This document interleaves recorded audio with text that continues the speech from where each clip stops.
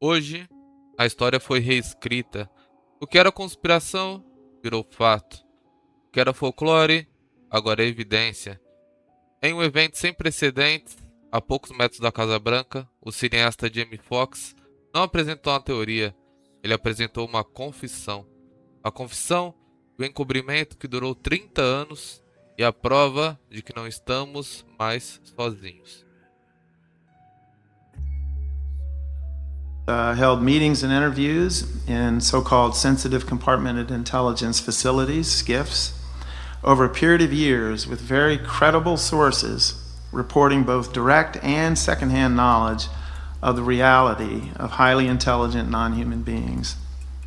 Government retrievals and reverse engineering of craft not made by human beings, and the recovery of bodies of non-human beings. Você ouviu direito. O ex-assessor do Comitê de Inteligência do Senado acaba de admitir que o governo americano sabe sobre casos como o de Varginha, mas a bomba principal ainda está por vir. Pela primeira vez, o médico renomado que esteve à frente com a criatura quebrou 3 décadas de silêncio.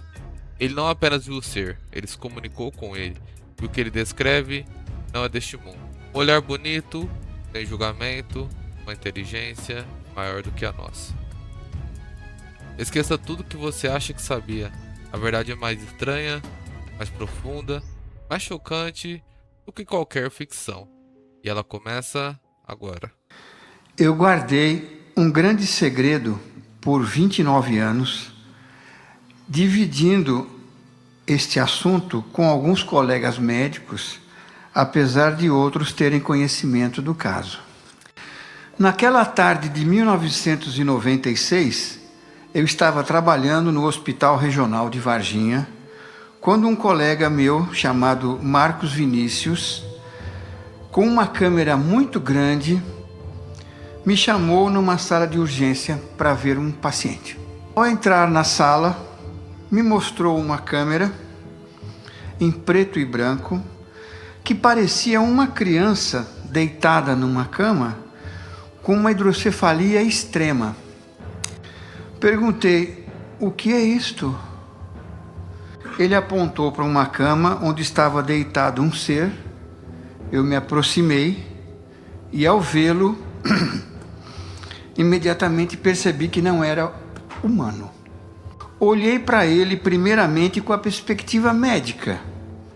Estava respirando bem, sem dificuldade, parecia não estar com dor, consciente, não estava sangrando, parecia bem, com um semblante muito calmo e tranquilo.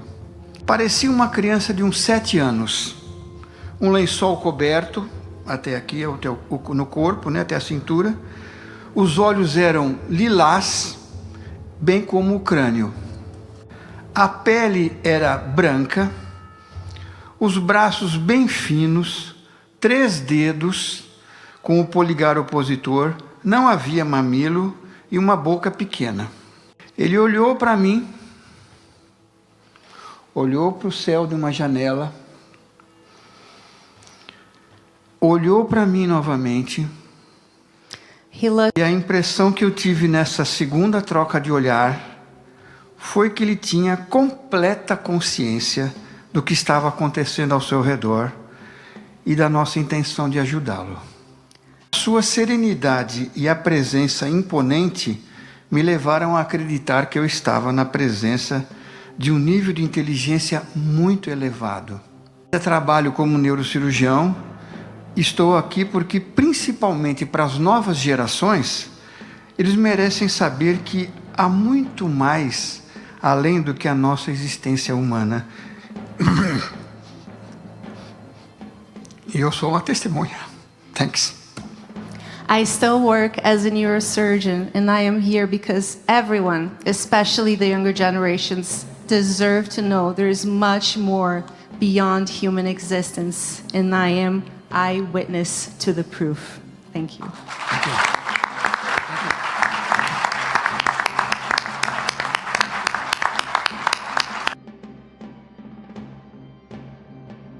Mas nem todo o contato foi pacífico. Enquanto o Dr. Venturelli testemunhava um milagre da biologia cósmica, o jovem policial Marco, de 23 anos, vivia o início de seu fim. Ele foi um dos primeiros a ter contato físico com uma das criaturas capturadas, sem luva, sem proteção. Em 26 dias, uma infecção desconhecida e agressiva consumiu seu corpo. Nenhum antibiótico funcionou. A causa da morte, abafada por anos, foi confirmada na conferência por um patologista que teve acesso à autópsia. Um agente biólogo não humano, uma bactéria com uma estrutura evoluída jamais vista na Terra. Fui designado para realizar a autópsia no corpo do soldado de 23 anos, Marco Eli Xerenze. Causou estranheza que um jovem soldado saudável ter morrido em decorrência de um abscesso na região axilar esquerda. Realizei a autópsia e encaminhei fragmentos de órgãos e amostras de sangue ao meu colega, o renomado médico patologista Dr. João Batista Macuco Janini, para avaliações laboratoriais e maiores esclarecimentos. Faleceu poucos dias depois, apesar de ter sido avaliado e tratado por outros médicos, com doses elevadas de anti-inflamatórios e de antibióticos. Como tratava-se de uma bactéria altamente virulenta e multiresistente, a infecção evoluiu rapidamente, espalhando-se pelo corpo, resultando em choque séptico e na morte do jovem soldado. Infelizmente, o médico patologista Dr. Janini não pôde participar desse nosso evento pela idade avançada, mas fez questão de elaborar uma declaração por escrito, que foi traduzida para o inglês para ser apresentada a todos vocês hoje, nesta data tão importante, nesta conferência. Most honorable ladies and gentlemen, distinguished authorities, scientists, and representatives of the institutions gathered here. My name is João Janini. I am a professor and doctor with specialization in anatomic pathology. My conclusions focusing exclusively on the identification and analysis of the bacterium responsible for the infection that affected the soldier. This bacterium proved to be a microbial agent of extremely high aggressiveness and lethality.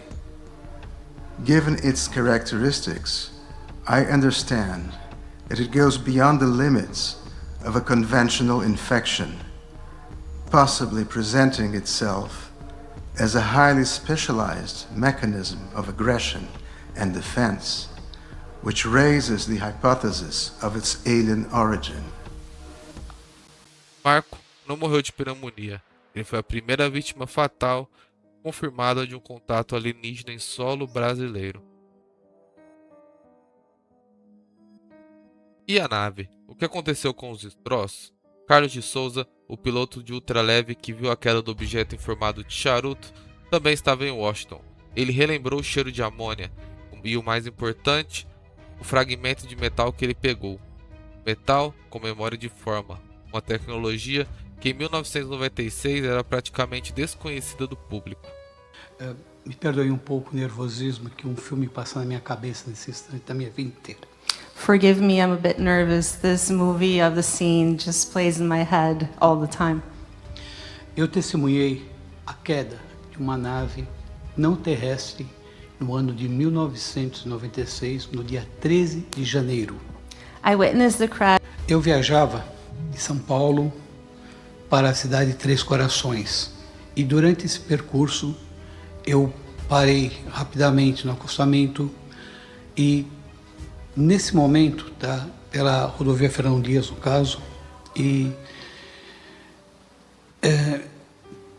porque eu iria a um encontro de pilotos de ultraleve, que eu era recém-formado como piloto, então eu iria encontrar os amigos.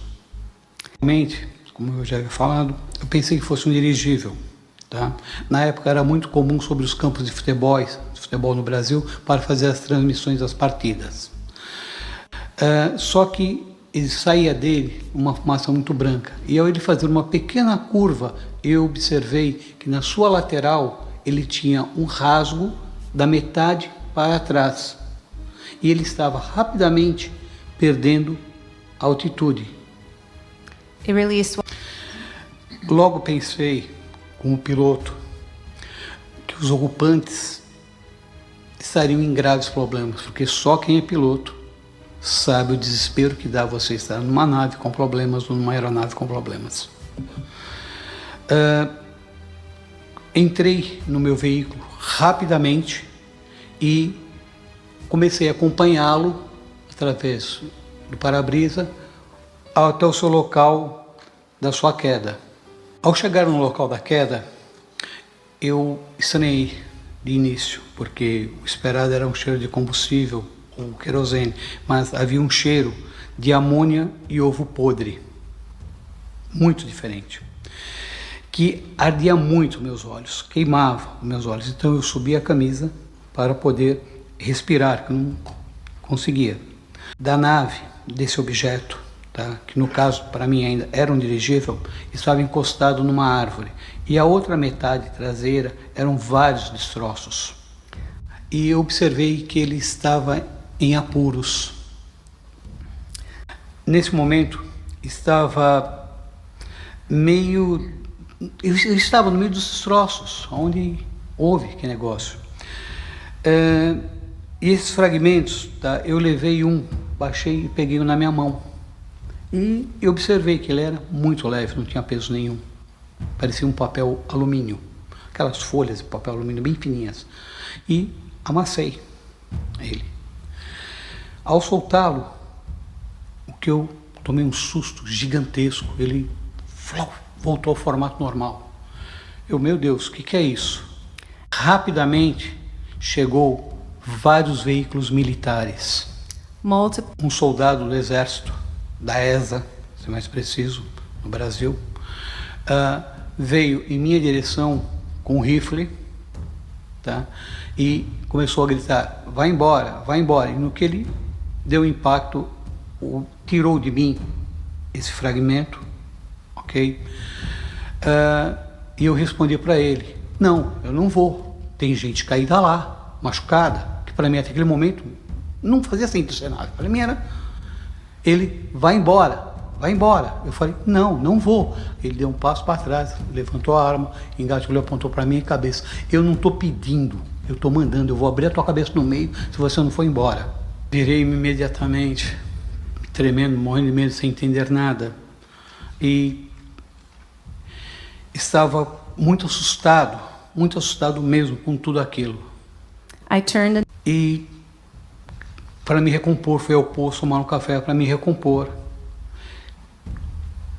Em poucos minutos, uns 4 minutos, 5 minutos no máximo, chegou um carro escuro, um Opala, que era um carro da época, azul escuro, quase preto, com 2 homens bem vestidos, elegantes, ternos pretos, camisa branca, óculos escuros, desceram e vieram ao meu encontro. Ok. Deles veio em minha direção, tá, e me chamou pelo meu nome. Falou o nome da minha esposa, o nome do negócio, para mim, apontando o dedo para mim, e eu perguntei para ele, falando se eu era o Carlos Souza, se eu era isso, e apontando ele para mim. E eu perguntei para ele, quem é você? Não te conheço.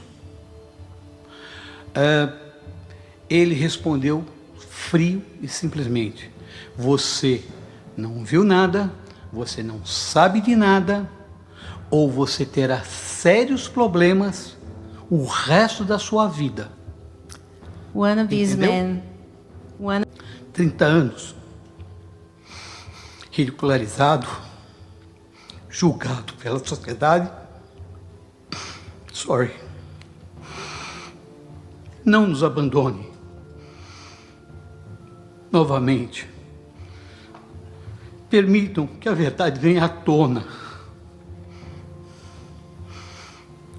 tenham coragem de falar a verdade para nós. Eu não sou louco. Ninguém é louco aqui. A lógica é simples. Se aconteceu no Brasil com envolvimento americano, quantas outras Varginhas existem pelo mundo, escondidas em cofres secretos? A conferência de James Fox foi a munição que eles precisavam. O que estamos testemunhando é uma batalha política pela verdade. De um lado, uma estrutura de sigilo de 80 anos. Do outro, um grupo bipartidário de legisladores que, com o apoio de testemunhas corajosas, está determinado a derrubar o muro do silêncio e Varginha se tornou a artéria. James Fox confirmou: existe um vídeo, o vídeo de um ser vivo no hospital. Uma gravação que por si só poderia encerrar o debate para sempre. Mas onde está esse vídeo? Quem o tem? E por que ainda não foi divulgado? A essência dessa gravação aciona uma camada de urgência à busca pela verdade. Não estamos mais falando de apenas memórias e depoimentos. Estamos falando de uma prova física, visual, que está sendo mantida em segredo. A caça a esse santo grau da ufologia começou e a pressão pela sua liberação será implacável. Vamos recapitular. Temos testemunhas civis e militares, temos um neurocirurgião descrevendo contato telepático, temos um patologista confirmando um agente biológico não humano, temos um piloto que manuseou tecnologia com memória de forma, temos um ex-assessor do Senado confirmando que o governo sabe de casos assim, e temos a confirmação de que um vídeo desse ser existe. Cada uma dessas peças sozinhas já é extraordinária. Juntas, elas se formam um mosaico irrefutável.